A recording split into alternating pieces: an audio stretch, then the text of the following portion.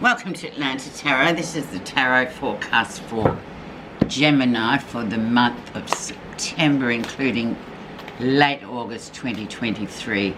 So Gemini, we are in the sign of Virgo, slow moving sign of Virgo, and you are in your fourth house, which is all about the home and your family and all those people in it. So anything could be happening, but that will be the focus and the spotlight this month. So let's go.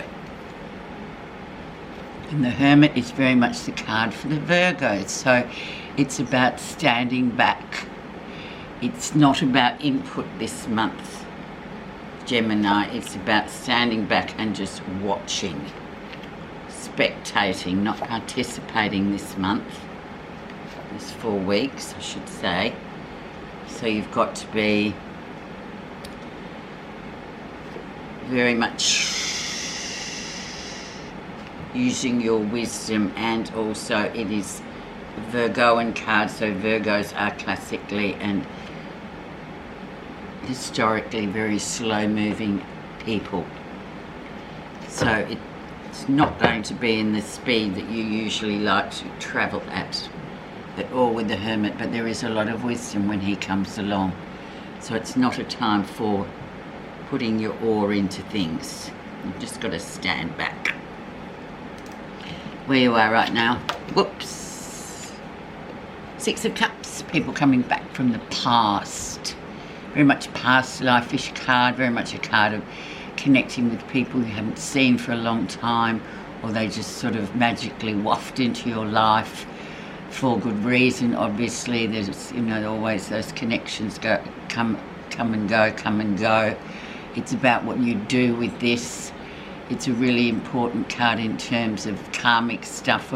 Whatever you've sown in the past, you will reap right now. So, yeah, very interesting card. Very interesting to have it where you are right now, to see what actually who this person is and what it means to you. Could be family members as well that you haven't seen for a long time that suddenly come back in.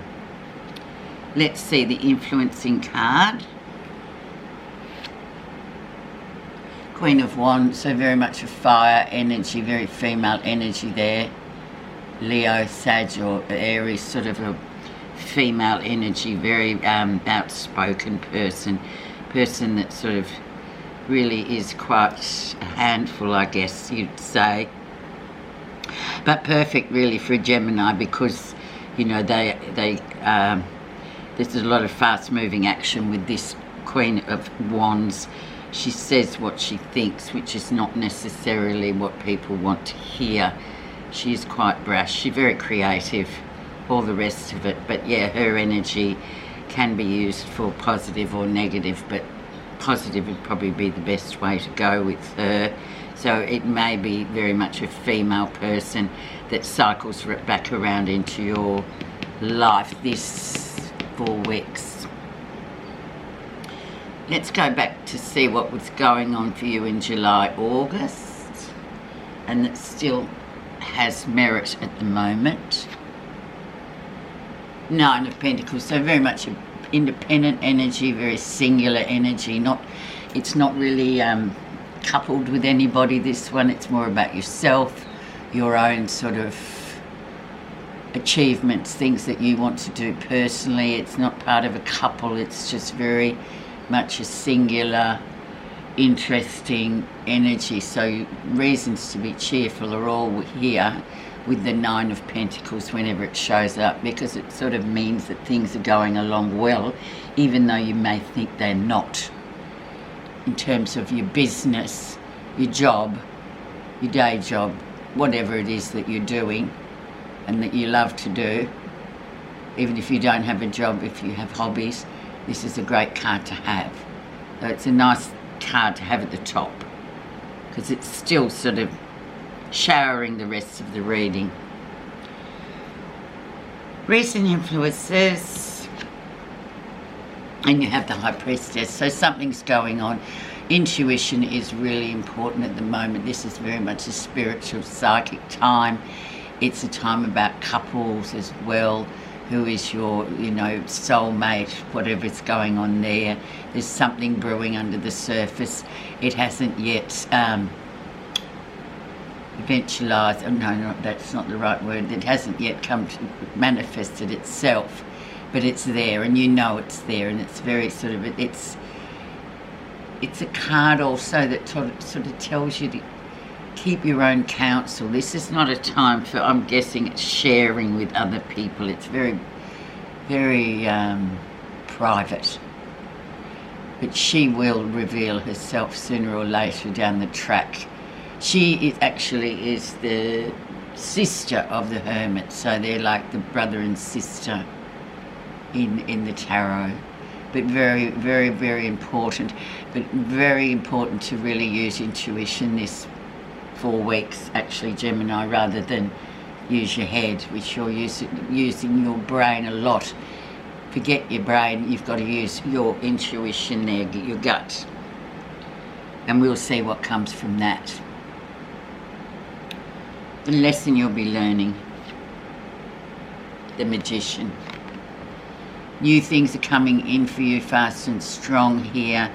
It's like 50-50 here with this card. It's 50% of your potential, and then the other 50 is about the risk.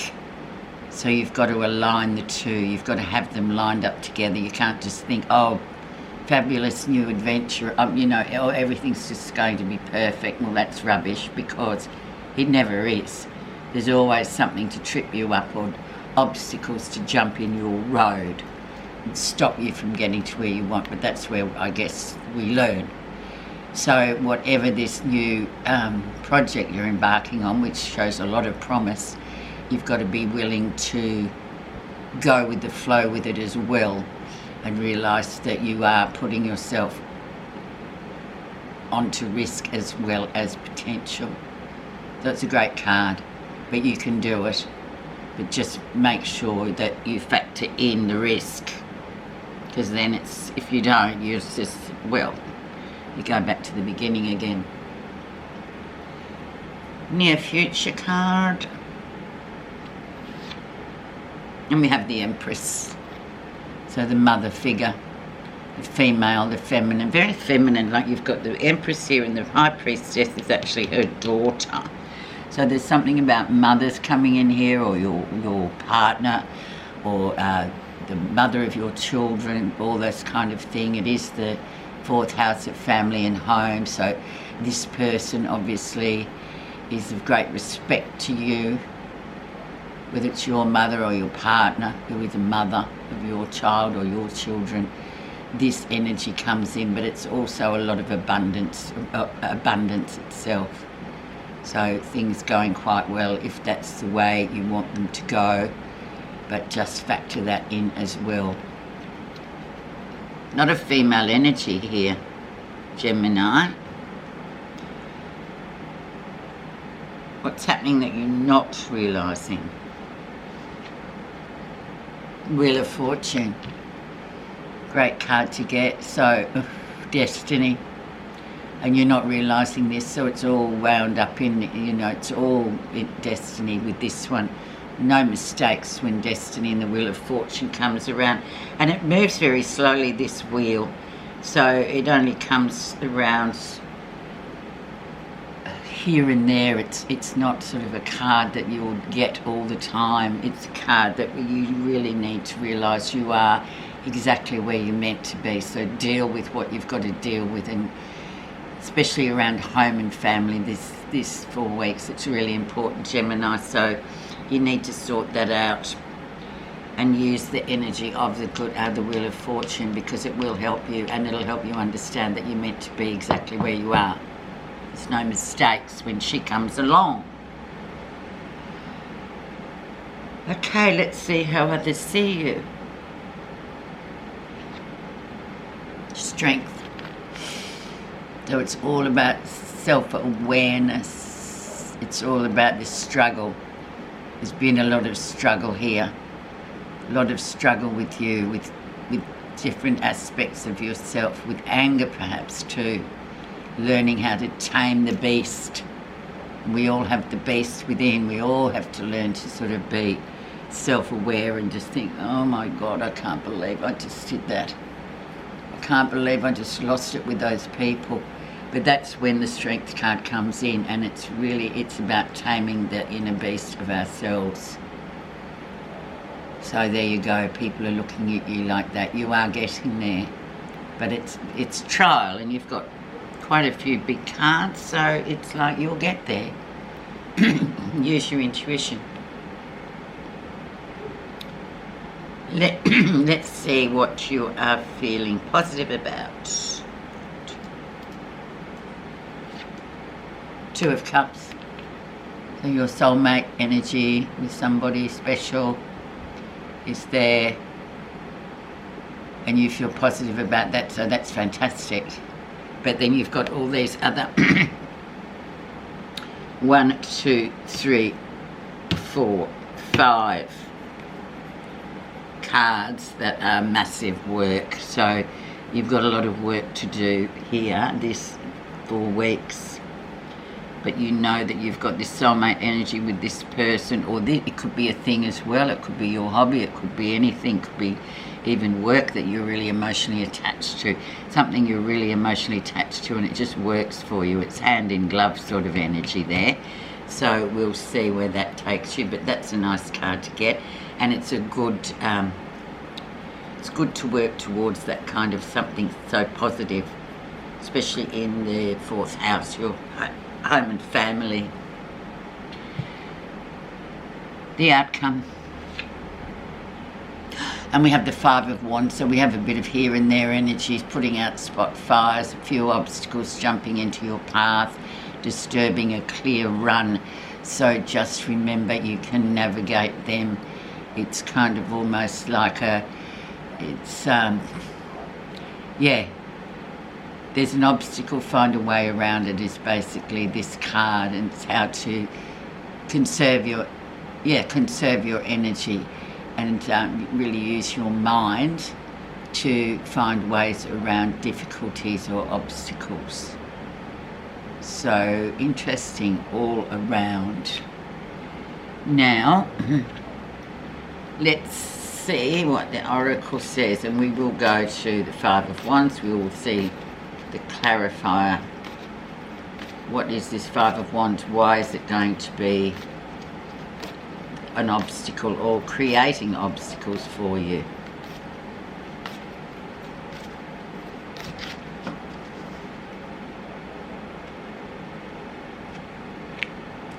The Queen. Oh, female energy coming. Number 4. Something, a lot for female energy. Fertility, beauty, female sexual energy, earthly pleasures and friendships among women. The Queen summons you to bestow her gifts upon you so you can revel in the beauty of life. Queen appears to remind you of your importance of self-esteem, self-worth, and holding your head high. Now is the time to set boundaries with others with gentle authority, yet not try to be isolated from them in the process. And the Queen knows how to delegate authority when she needs to. Summon your inner Queen and ask for what you need. Okay, so if you're inquiring about a specific female in your relationship to her, the Queen stands to represent her, which will bode well or not depending on which other cards flank her. This card also represents pregnancy, either as a metaphor or as a true miracle of life itself. The Queen is always a powerful omen and ally. So that's really interesting, Gemini, because you've got this Queen here, fertility, and you've got the Empress, fertility. So there might be somebody in your family who may be ready to have a family themselves. Thank you so much for listening.